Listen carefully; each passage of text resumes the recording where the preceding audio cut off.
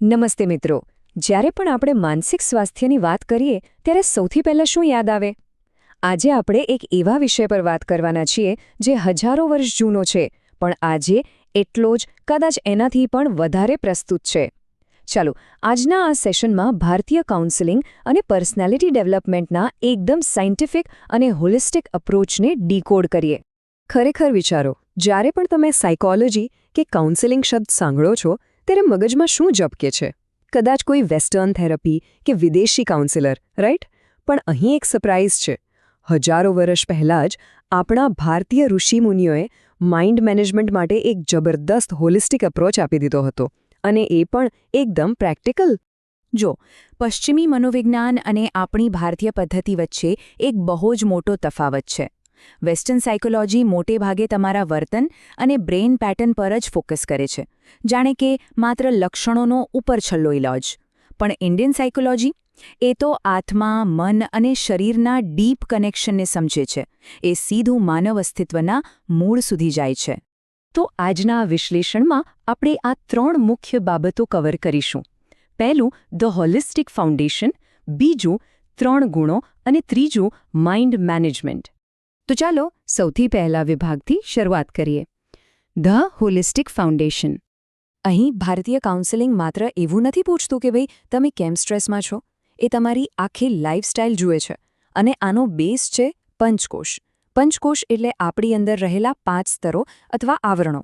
સાવ સિમ્પલ ભાષામાં કહું તો આપણું વ્યક્તિત્વ માત્ર આપણા વિચારોથી નથી બન્યું, તે બહુ જ જટિલ અને 5 અલગ અલગ લેયર્સનું બનેલું છે. એટલે જ જ્યારે પ્રોબ્લેમના મૂળ કારણો શોધવાના હોય ત્યારે માત્ર વાતો નથી થતી. તમારી રોજિંદી જીવનશૈલી કેવી છે? તમારો આહાર એટલે કે ડાયટ કેવું છે? તમારી વિચારવાની પેટર્ન અને તમારી મૂળ પ્રકૃતિ કેવી છે? આ બધું જ એનાલાઇઝ થાય છે. અને એના ઇલાજ માટે યોગ, પ્રાણાયામ અને પોઝિટિવ થિંકિંગ જેવા પાવરફુલ ટૂલ્સનો ઉપયોગ થાય છે. હવે આગળ વધીએ આપણા બીજા વિભાગ તરફ, 3 ગુણો વિશે. ભારતીય પદ્ધતિનું સૌથી મોટું ડાયગ્નોસ્ટિક ટૂલ જો કોઈ હોય ને તો એ છે ત્રિગુણ પરીક્ષણ. શ્રીમદ ભગવદ્ ગીતા અને સાંખ્ય દર્શનમાં આ 3 ગુણો વિશે બહુ જ સરસ રીતે સમજાવ્યું છે, જે આપણી મેન્ટલ સ્ટેટ નક્કી કરે છે. જાણવા જેવી વાત એ છે કે આપણા સૌની અંદર આ 3 ગુણો થોડા ઘણા અંશે હોય જ છે. બસ આ ગુણોનું મિક્સચર ઓળખી લો એટલે તમારું વર્તન આપોઆપ સમજાઈ જશે. ચાલો આ 3 ગુણોને ડીકોડ કરીએ. સૌથી પહેલો છે સત્વગુણ. સત્વ એટલે પ્રકાશ, જ્ઞાન અને પવિત્રતા. જે વ્યક્તિમાં આ ગુણ હોય ને એનું મન એકદમ શાંત અને સંતોષી હોય. ગમે તેવી મુશ્કેલ પરિસ્થિતિ આવે, ભાઈ એકદમ સ્ટેબલ રહે. અને સાચું કહું તો ઇન્ડિયન કાઉન્સેલિંગનું અલ્ટિમેટ ગોલ જ આ સત્વગુણને ડેવલપ કરવાનું છે. હવે બીજો ગુણ છે રજસ. રજસ એટલે ગતિશીલતા, દોડધામ અને અઢળક ઈચ્છાઓ, હાઇપર એક્ટિવિટી, ગુસ્સો, ઓવર એમ્બિશન અને બસ બધું જ પામી લેવાની દોડ.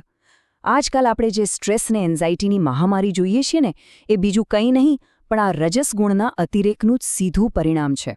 અને ત્રીજો છે તમસ ગુણ, એટલે કે અંધકાર અને આળસ.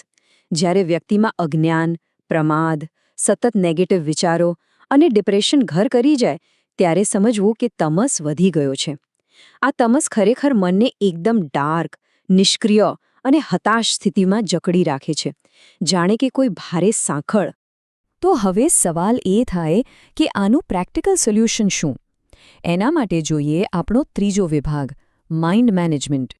તમે પેલી કહેવત તો સાંભળી જ હશે, જેવું અન્ન એવું મન. બસ આ જ આપણો બેઝ છે. રોજિંદા જીવનમાં આ ગુણોને મેનેજ કરવા માટે આપણી ડેલી ચોઇસ ખૂબ મેટર કરે છે. ખાસ કરીને આપણો ડાયટ અને આપણી દિનચર્યા. આ બંને વસ્તુઓ આપણા માનસિક ગુણોના સૌથી મોટા ઇન્ડિકેટર્સ છે. તો આ બેલેન્સ કેવી રીતે કરવું? બહુ જ ક્લિયર અને સચોટ ઉપાયો છે. માની લો કે જો તમારામાં તમસ એટલે કે આળસ અને ડિપ્રેશન વધી ગયું છે તો બેસ્ટ ટ્રીટમેન્ટ છે ફિઝિકલ શ્રમ અને પ્રાણાયામ. બોડીને એક્ટિવ કરો. અને જો રજસના કારણે મન બહુ જ અશાંત રહેતું હોય, એન્ઝાઇટી થતી હોય, તો મેડિટેશન એટલે કે ધ્યાન કરો અને ઈચ્છાઓ પર કંટ્રોલ લાવો. કાઉન્સેલિંગ અને આ પ્રાચીન પદ્ધતિઓ ભેગી થાય એટલે રિઝલ્ટ મળે જ. અને હા, આ એક સ્ટેપ બાય સ્ટેપ પ્રોસેસ છે હો. સીધો કૂદકો ના મરાય. સૌથી પહેલાં તમારે તમસની આળસને તોડવી પડે, પછી રજસની ઊર્જાને સાચી દિશામાં ચેનલાઇઝ કરવી પડે, અને એ પછી જ તમે સત્વગુણની એ પ્યોરિટી સુધી પહોંચી શકો.